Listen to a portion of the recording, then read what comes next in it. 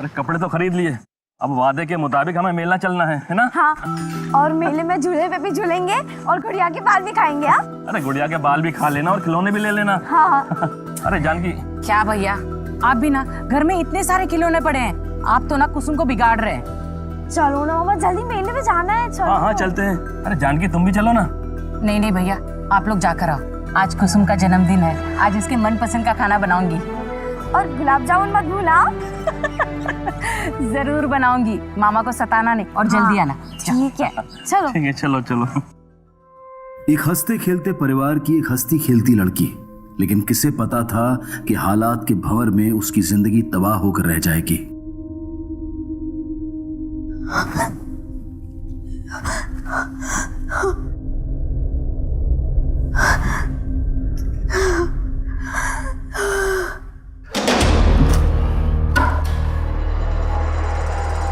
अरे साहब, तो बहुत कम पैसे ले रहा हूँ आपसे, बाहर जाऊंगा ना, इससे दोगुनी कीमत मिलेगी मुझे।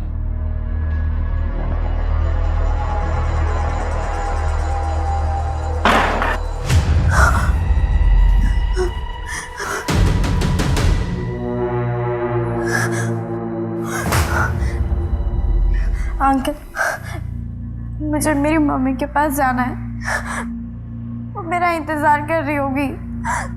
आज मेरा जन्मदिन है ना। तुझे मम्मी के पास जाना है ना? हाँ। तो सुन, मैं जो बोलूं अगर तू वैसे ही करेगी तो मैं खुद तुझे तेरी मम्मी के पास ले जाऊंगा। आप जो बोलोगे वो मैं करूंगी। क्या करना है मुझे?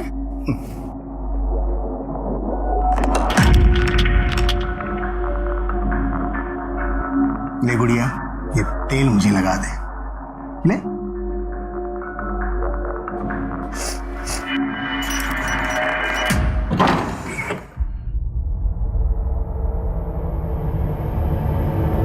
लगाएगी ना तेल?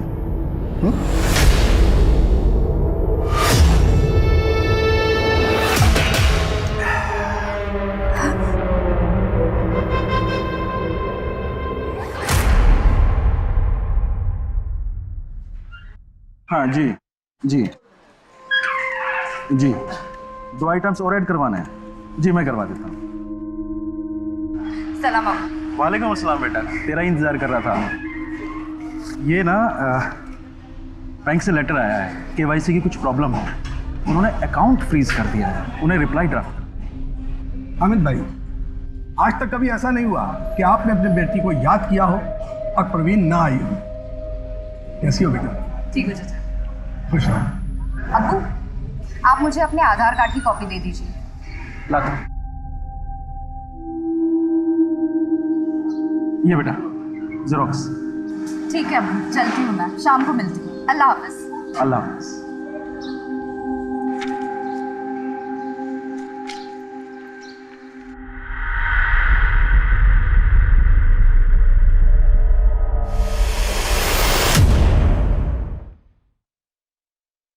शहनाज।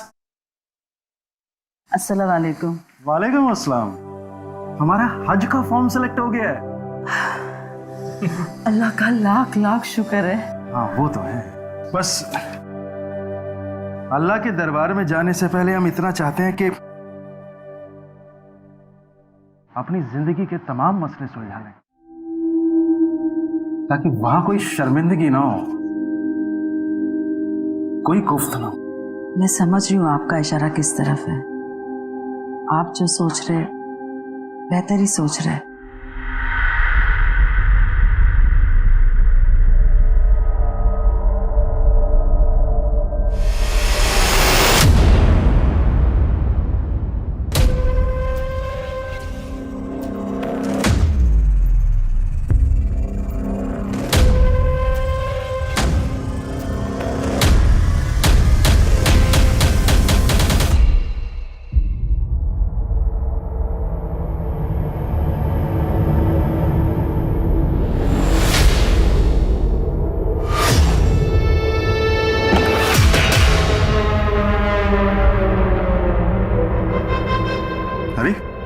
मोबाइल तो इधर पड़ा है और तू उधर बैठी है, जो देखने को बोला वो देखा ना है।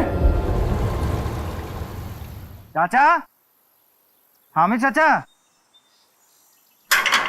हामिद चाचा, चाचा,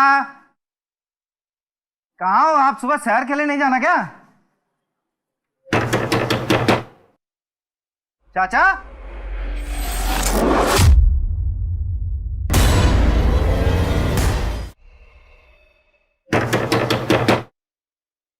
चाचा,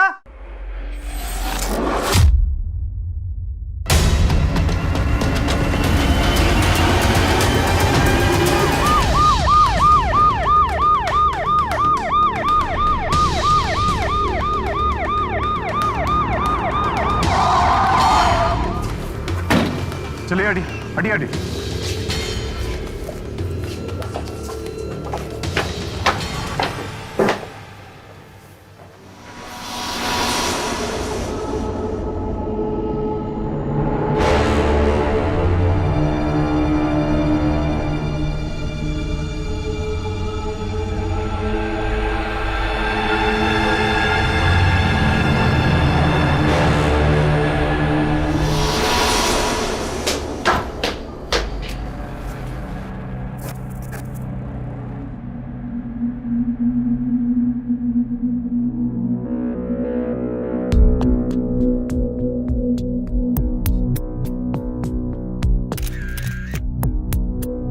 सर, हाँ, अलमारी खुली हुई है, जेवरात के डब्बे भी खुले पड़े हैं। लूटपाट का मामला लगता है सर। हाँ लिख लीजिए, ये भी लिख लीजिए। आप जानते हैं इन्हें? सर ये हामिद भाई हैं, हामिद चौधरी, और ये उनकी बीवी शहनाज। पुराने वाले चौक पे इनका एक रेस्टोरेंट है। हम लोग सुबह आमतौर पे सैर करने जाते थे। आज जब सुबह में आया तो देखा इनको। सर इधर आइए।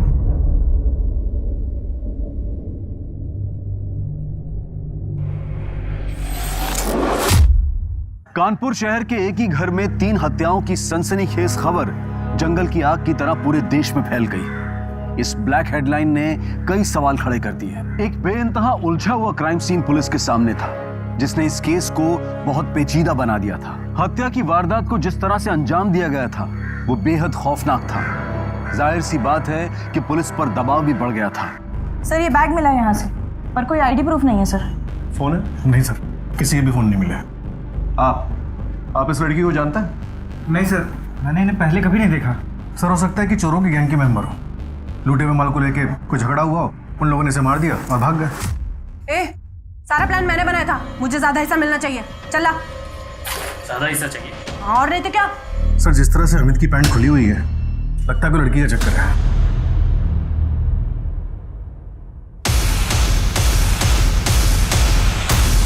वरना एक अनजान लड़की की लाश घर में, वो भी बाथरूम के अंदर मिलना, बात को समझ में नहीं आती सर।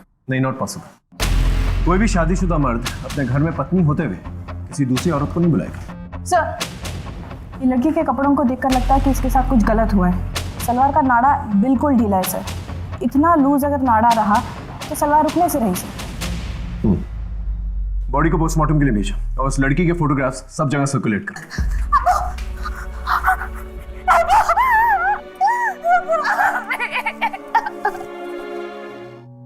वो लड़की कौन थी और यहाँ क्या कर रही थी, मुझे नहीं पता। किसी से कोई दुश्मनी या फिर आपके अब्बू का उस लड़की के साथ कोई अफेयर वगैरह? ये कैसी बातें कर रहे हैं आप? देखिए, आप नाराज मत होइए। आप देख ही सकती हैं, आपके सामने सब कुछ है, और हम नहीं चाहते हमारी तहकीकात में कोई भी कसर रह जाए, इसलिए ये सवाल पूछ रहे हैं। सर मेरे ससुर की किसी से कोई दुश्मनी नहीं थी, बहुत भले आदमी थे। इनफैक्ट ये दोनों तो इस साल हज को जाने वाले थे। फॉर्म सेलेक्ट हो गया था। देखिए, घर में जबरन घुसने का कोई निशान तो है नहीं, और मेहमान नवाजी के लिए ये चाय बिस्किट और मिठाई भी परोसे गए। हाँ, लेकिन जिस तरह से पैसे और ज्वेलरी गायब है, उसे देखकर तो यही लगता है कि मर्डर चोरी के इरादे से किया गया है। इसलिए आपको किसी पे शक तो प्लीज जरा सोच के बताइए। ग्रामोफोन? जी? ग्रामोफोन नहीं है, यहाँ पे एक एंटी ग्रामोफोन भी था। अजीब बात है सर, पैसों और ज्वेलरी के साथ कोई ग्रामोफोन भी उठा के ले गया। बात को समझ में नहीं आई। एंटीक जो को भी इसे ले गया उसे इसकी कीमत का अंदाजा होगा, इसे उठा कर ले गया। फिलहाल तो कुछ भी समझ में नहीं आ रहा, लेकिन समझ जाएंगे। सर आप बेफिक्र रहिए, हम पूरी कोशिश करेंगे। जी, जय हिंद। सर हाँ कर। हामिद के घर के पास एक जगह सीसीटीवी लगा है, लेकिन उस घर का मालिक परवेज अपने परिवार के साथ लखनऊ गया शादी अटेंड करने। उसके वापस आने के बाद ही हमें सीसीटीवी फुटेज मिल पाएगा। उस लड़की के बारे में कुछ पता चला? सर उसकी फोटोग्राफ सभी पुलिस स्टेशन में सर्कुलेट करवा दी और खबरियों को भी काम पे लगा दिया है। सारे ज्वेलर्स, रेस्टोरेंटदारों और जितने भी पुराने सामान खरीदने और बेचने वाले उन सबको खबर कर दो। ओके? समझ में नहीं आ रहा इस लड़की का क्या कनेक्शन है इन लोगों के साथ। आखिर वो वहां पर कर क्या रही? उसे क्यों मारा? हो सकता है इस लड़की की वजह से ये पति पत्नी मर गए, या फिर पति पत्नी की वजह से ये लड़की। ये दोनों ही एंगल्स को हमें अच्छी तरह से टटोलना होगा। उम्र तो 18 है ना, झूठ तो नहीं बोल रहा? भाई ऐसा है, इन लड़कियों के कोई कागज वागज तो होते नहीं। अभी तो बनवा लियो, जो तेरी मर्जी आए उम्र लिखवा लियो। बैठ जा।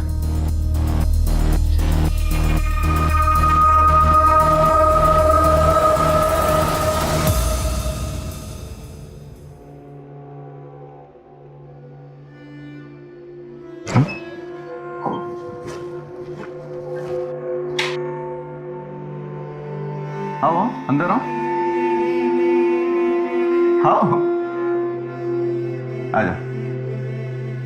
ये है अपना छोटा सा घर, लेकिन तुझे रानी बना के रखूंगा। और हाँ, आज से तेरा नाम रुखसार है। चलो मैं तुम्हें हमारा कमरा दिखाता हूँ। ये है हमारा कमरा। हाँ, तुझे जो चाहिए बेझिझक बता देना। मुझे मेरी माँ से मिलना है। ज़्यादा तो याद नहीं है, पर कानपुर में किदवी नगर में घर था हमारा। ठीक है, ले जाऊंगा, लेकिन आज की रात ये सब बात मत कर।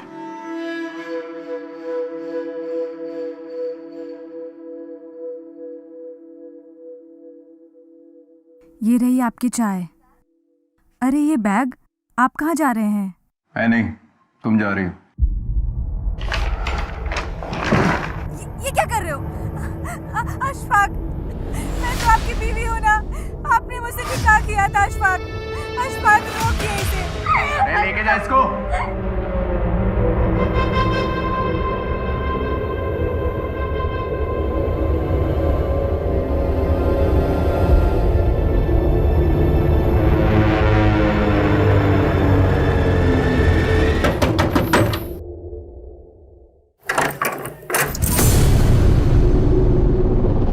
ये सब कहाँ से ले आया? बंदोबस्त हो गया है।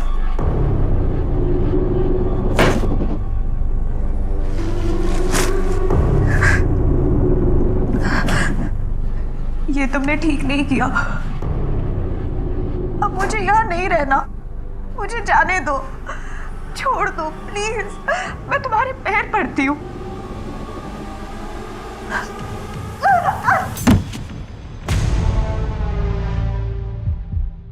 और इसे कब तक झेलना पड़ेगा? मैंने तो अपना काम कर दिया है, देखते हैं बर्फ कब तक पिघलती है। देखो परवीन, मुझे लगता है हमें पुलिस को सब कुछ बता देना चाहिए। नहीं, हम नहीं बताएंगे।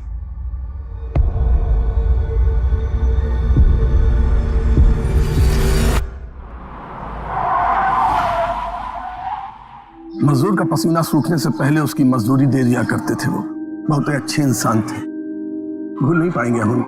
पूरे मार्केट में गम और गुस्से का माहौल है साहब। अब इनके जैसा नेक इंसान कहाँ मिलेगा? अब हमारे संगठन की मांग है सर कि जल्द से जल्द इनके कातिलों को ढूंढ निकालिए।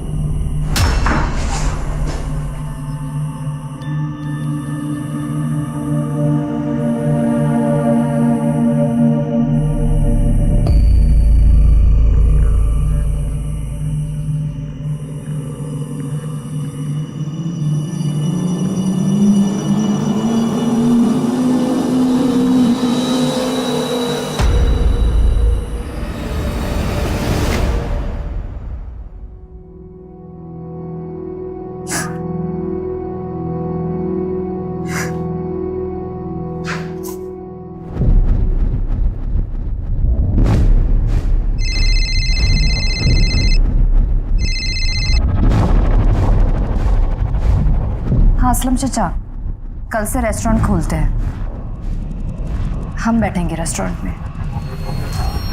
ठीक है, जल्दी थाने आ जाओ। सर, हाँ कर। हामिद के मोहल्ले में रहने वाले जुनैद के घर का सीसीटीवी फुटेज मिल गया। नाविद को फुटेज के साथ मैंने थाने बुला लिया।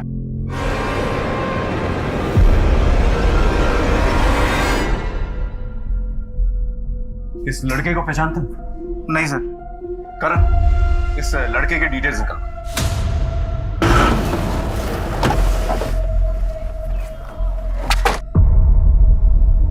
अच्छे से चेक करो, शायद कोई सुराग मिल जाए।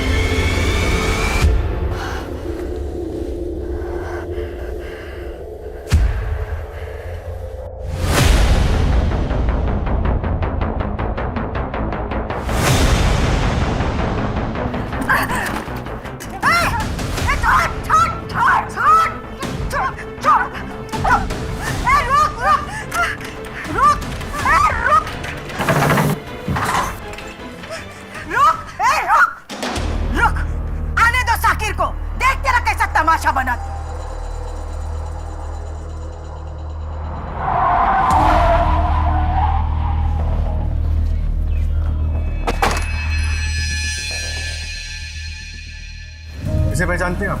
इसे आपके मोहल्ले में देखा गया?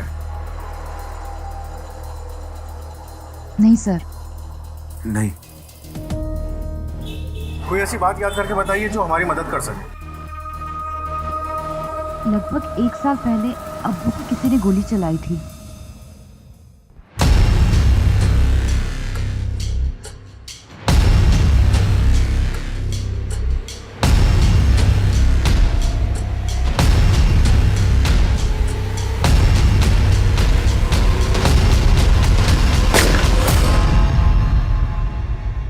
गोली चलाई थी?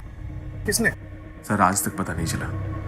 अब्बू को लगा शायद उनसे समझने में गलती हुई है, इसीलिए हमने कंप्लेन भी नहीं की। कब की बात है ये? पिछले साल 24 अक्टूबर की बात है। एक साथ हुए इस ट्रिपल मर्डर से पुलिस प्रेशर में थी।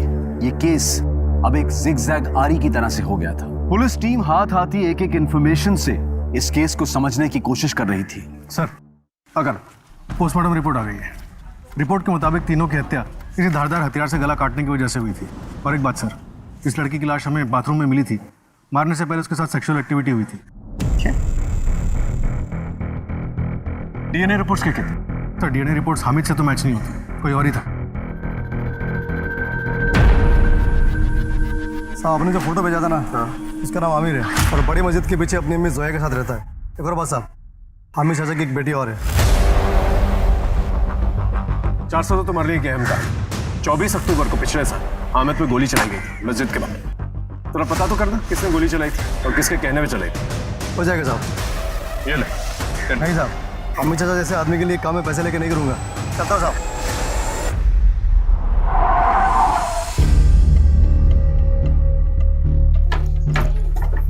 ये वाला सामने वाला। जी, आपका बेटा आमिर कहाँ है? वो कई दिनों से घर से गायब है। आपका बेटा कई दिनों से घर से गायब है और आपने पुलिस में कंप्लेंट तक नहीं करवाई? तलाशी लो अंदर। लेकिन साहब, सर अंदर कोई नहीं। नंबर दो आमिर का। जी। आपने हमसे एक बहुत बड़ी इंफॉर्मेशन छुपाई है। आपकी एक और बहन है? जी है। माँ बाप के मरने के बावजूद नहीं आई, क्यों? और ये बात आपने हमसे क्यों छुपाई? क्योंकि अब्बू उससे बहुत नाराज थे। अब्बू, बैंक का काम हो गया है, आप टेंशन मत लो, कॉल आ जाएगा आपको।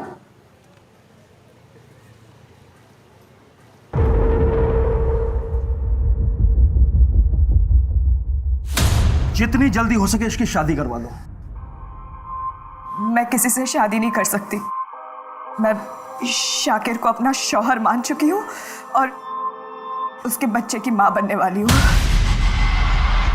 उस दिन अब्बू बहुत गुस्से में थे, लेकिन कुछ दिनों बाद उन्होंने साइमा को प्यार से भी समझाया था। बेटा, मैं दुश्मन नहीं हूं तेरा। तेरी जिद के आगे मुझे अपना सर झुकाने में कोई शर्म भी नहीं है, लेकिन मैंने अपने तरीके से मालूम करवाया शाकिर अच्छा लड़का नहीं है, उसकी माँ का नाम भी खराब है। माना तुझसे गलती हो गई है, लेकिन एक गलती को छुपाने के लिए दूसरी गलती करना ठीक बात नहीं है। जिंदगी अजाब बन जाएगी तेरी। अभी आप मेरी जिंदगी अजाब बना रहे हैं अब्बू।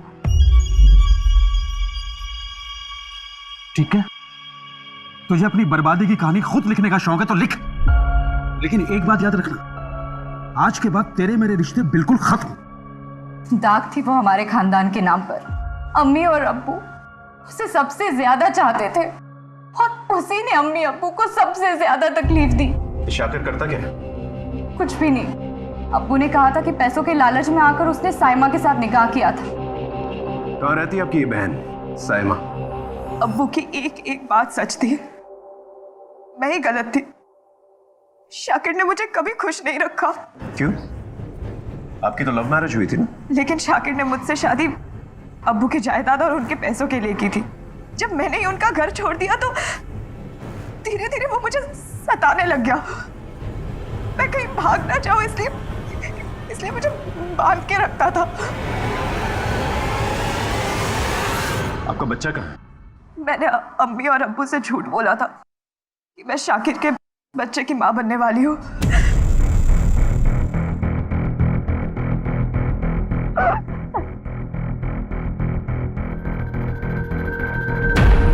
ठीक है, आप लोग पुलिस कंप्लेंट कीजिए, हम तहकीकात करेंगे। Sir, Gautam Nagar police station से खबर आई है। इस लड़की का नाम कुसुम है और सर 2 साल पहले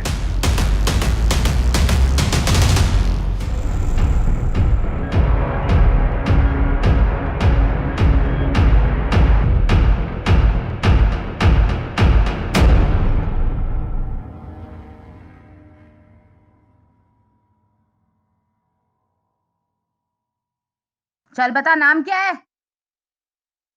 रुखसार जी कुसुम। उस रेड के बाद सभी लड़कियों को नई ज्योति नाम की किसी एनजीओ में भेज दिया गया था। कुसुम की निशानदेही पे पुलिस ने वो रेड डाली थी।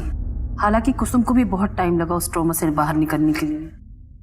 बड़ी दर्दनाक कहानी है सर उसकी।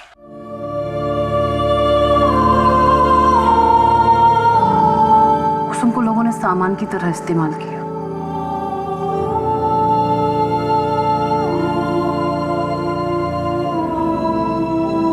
खरीदा, मन भरने तक इस्तेमाल किया, फिर आगे बेच दिया। जी कुसुम। कुसुम ने कभी अपने परिवार के बारे में कोई जिक्र किया? हाँ, उसने बताया था कि कानपुर में ही था उसका घर। हमने कोशिश की उसके परिवार वालों को ढूंढने की।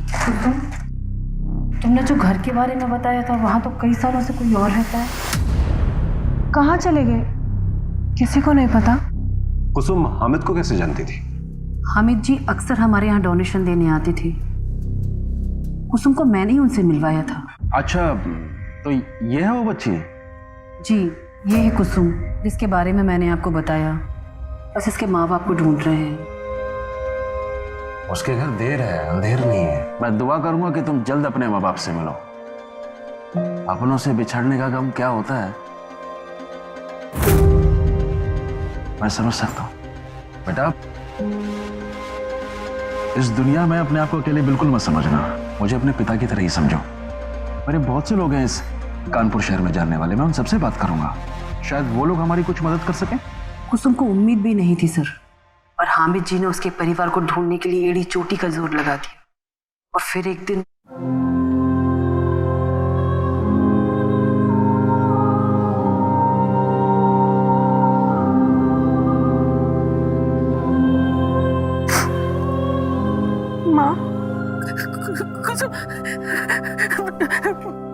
सब मुझे कहते थे कि तू कभी नहीं आएगी, लेकिन मुझे यकीन था बेटा तू मुझे जरूर मिलेगी।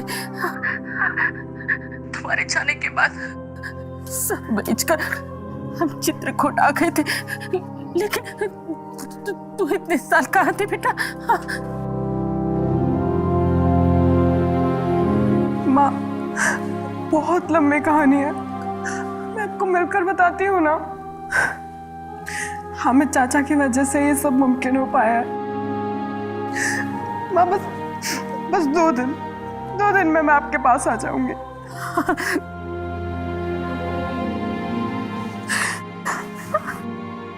वो उस दिन चित्रकूट के लिए निकलने वाली थी। जी थैंक यू वेरी मच।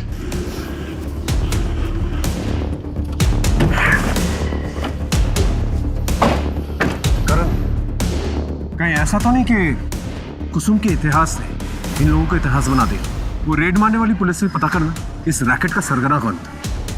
हो सकता है कि कुसुम को फॉलो करते करते ये लोग हमीद के घर पहुंच गए और इस लड़की के साथ साथ हमीद और शहनाज दोनों को मार दिया। Right sir. Hello sir, Aamir का पता चल गया।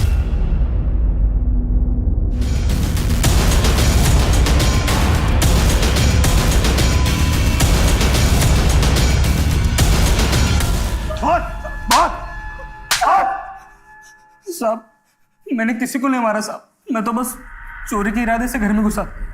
और साहब मैं जब वहां पहुंचा तो वो सब देखने के बाद मैं बहुत डर गया था साहब, और भाग ही रहा था कि मेरी नजर ग्रामोफोन पर पड़ी, मैं उसे चुरा कर वहां से भाग गया साहब, बस इतना ही सर। तुझ पर भरोसा करने के लिए कोई वजह नहीं है मेरे पास। इसका डीएनए टेस्ट करवा। पुलिस इस केस को जितना सुलझाने की कोशिश कर रही थी, ये उतना ही उलझता जा रहा था। पुलिस के हाथ एक भी ऐसा सबूत नहीं लगा था जो इस केस को सही दिशा दे सके। आमिर के खुलासे के बाद भी पुलिस इन तीनों मर्डर्स के पीछे का मकसद नहीं समझ पा रही थी। एक तरफ कुसुम की जिंदगी भी कई मामलों में उलझी हुई थी, वहीं दूसरी तरफ हामिद की जिंदगी में भी परेशानियों की कमी नहीं थी। हत्या के कारणों को एक एक व्यक्ति से जोड़कर बारीकी से टटोला जा रहा था। ये तहकीकात पुलिस के लिए बेहद मुश्किल थी। कुसुम? कौन कुसुम?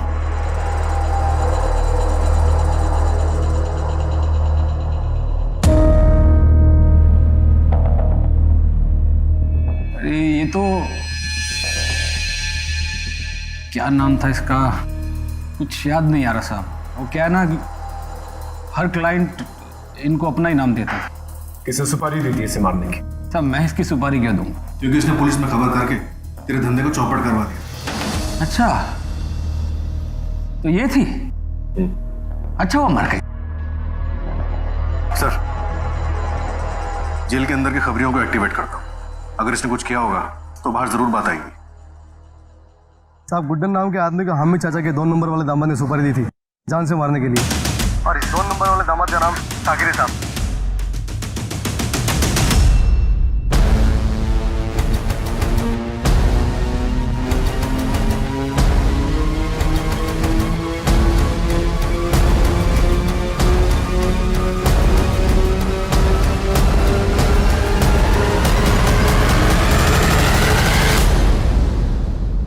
गुड्डन को तूने सुपारी दी थी ना हामिद को मरवाने के लिए, आया ना? हाँ सर। सर उस दिन मैं नशे में था, गुस्से में था सर। मुझे लगा कि साइमा की झूठी माँ बनने की खबर सुनकर वो मुझसे मिन्नतें करेंगे शादी के लिए, लेकिन सर उन्होंने ऐसा नहीं किया। इसीलिए साइमा को टॉर्चर कर रहा था, और जब वो टूटी नहीं तो उसके माँ बाप को मरवा दिया। नहीं साहब, हमीद अंकल ने तो खुद मुझे घर पे बुलाया था। साइमा जिद्दी है, वो मर जाएगी लेकिन कभी मेरे आगे हाथ नहीं फैलाएगी। मैं तुम्हें कारोबार के लिए पैसे दूंगा, लेकिन तुम्हें मुझसे एक वादा करना होगा कि तुम कभी भी साइमा को कोई भी दुख नहीं दोगे। अब्बू, इसे कुछ भी दे दीजिए, ये सुधरने नहीं वाला। और साइमा ने अपना रास्ता खुद चुना है, तो भुगतने दो ना उसे भी और इसे भी। सर इससे पहले वो कुछ दे पाते उन्हें किसी ने मार दी। सर परवीन और उसका शौहर जितने शरीफ दिखते हैं उतने शरीफ है नहीं सर। सर, ये रही डीएनए रिपोर्ट।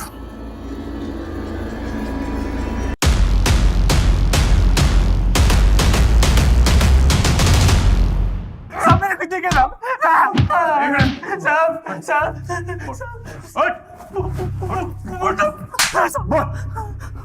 बोलता हूँ साहब।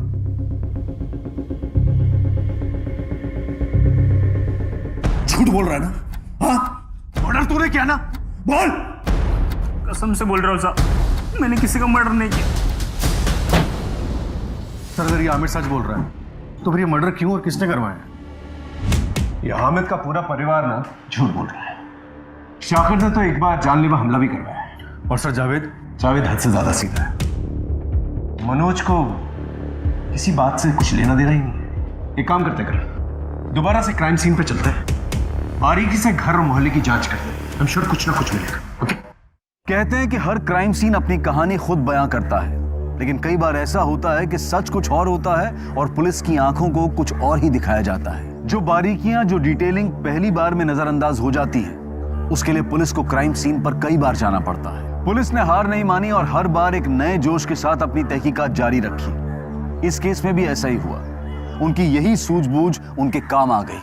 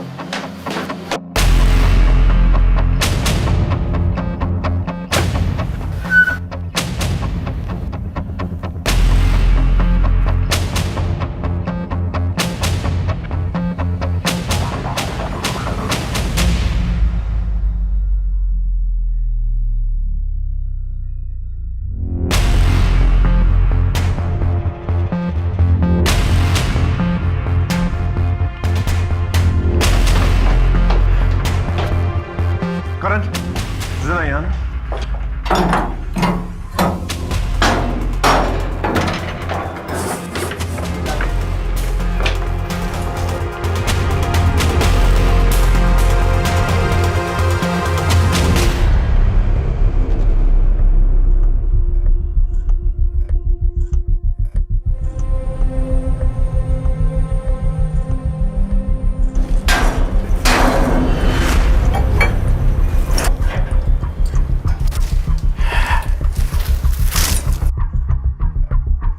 मुझे लगता है किलर ने आने जाने के लिए यही रास्ता इस्तेमाल किया। वो ये बाउंड्री चढ़ के यहाँ पर आया होगा। किचन का जो पिछला हिस्सा है उसमें पुराना ताला लगा हुआ है और यहाँ पर ये नया ताला। और सामने के सीसीटीवी फुटेज में हमें कोई आता जाता नजर नहीं आया। और घर में आने जाने के लिए और कोई रास्ता है नहीं। वो किचन का दरवाजा भी बंद है, तो यही एक रास्ता बचता है। कातिल ने यही रास्ते को इस्तेमाल किया है। और ये खून के धब्बे, स्किन टिश्यूज और ये फटा हुआ कपड़ा ये बताते हैं कातिल ने आते जाते वक्त जब इस खिड़की का इस्तेमाल किया होगा उसे गहरी चोट लगी होगी। कातिल अपने जिस्म पे अपने करतूतों के निशान लेके घूम रहा है। एक काम करो, एरिया के जितने भी डॉक्टर्स हैं ना, उनसे पूछताछ करो। उससे किसी न किसी से तो इलाज करवाया होगा। और फॉरेंसिक टीम को जल्दी से यहाँ भेजो। Right sir. पुलिस की नजर एक ऐसे रास्ते पर पड़ी थी जो आम रास्ता नहीं था, और अपनी तहकीकात में कोई कसर ना छोड़ते हुए पुलिस ने फिर एक बार नए सिरे से पूछताछ शुरू की। हाँ सर, 15 टाके आए थे। ये आया तो था इलाज के लिए, लेकिन दोबारा नहीं आया। ये मेडिसिन भी वो लेके नहीं गया। पुलिस के हाथ अब सबूत आ चुके थे, लेकिन पुलिस पूरी जिम्मेदारी और सूझबूझ के साथ कातिल पर हाथ डालने की तैयारी में जुट गई।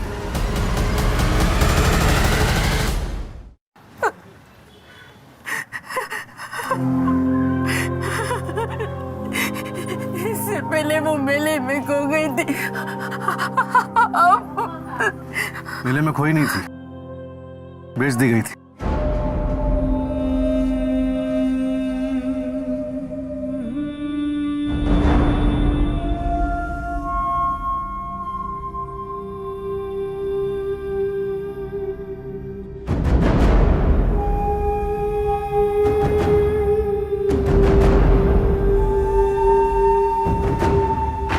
चल, अब हम तुझे मेला दिखाते हैं।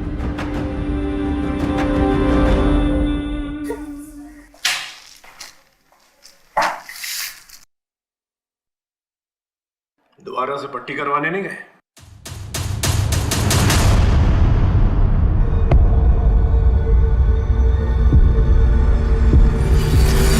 पूरी जिंदगी मेरे अब्बू ने हामिद अंकल की खिदमत में गुजार दी, लेकिन वो हमें हमेशा एक नौकरी समझते रहे। ये गाड़ी अभी तक यहाँ क्या कर रही है? इसे तो 2 घंटे पहले निकल जाना चाहिए था। इतना बड़ा कैटरिंग का ऑर्डर है, आज तक किसी कस्टमर ने मुझसे इस तरह से बात नहीं की है। और ये जो रेस्टोरेंट है ना, ये सिर्फ मेरी गुडविल पर चलता है। और तू आगे फाड़ के क्या देख रहा है? और असलम, तू अपने बेटे रेहान की तरह ना निकम्मा हो गया है। घर लेके निकल, चल। मुझे बहुत बुरा लगा था और मेरे गुस्से के आग को हवा दी। किसने हवा दी?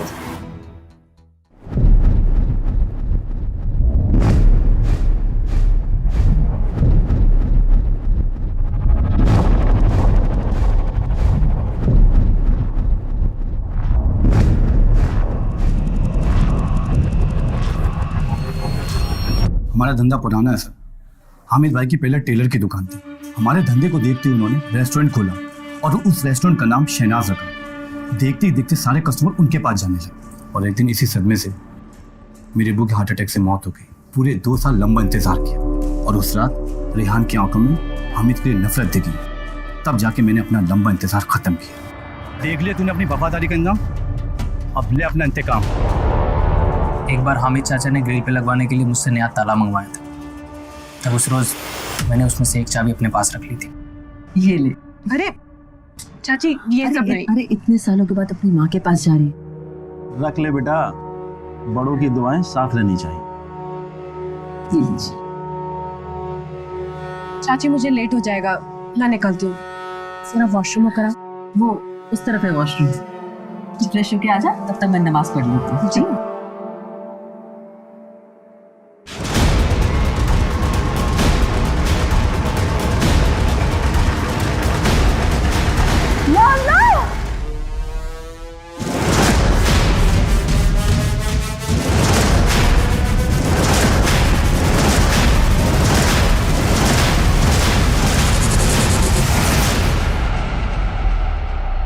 चाची, चाचा,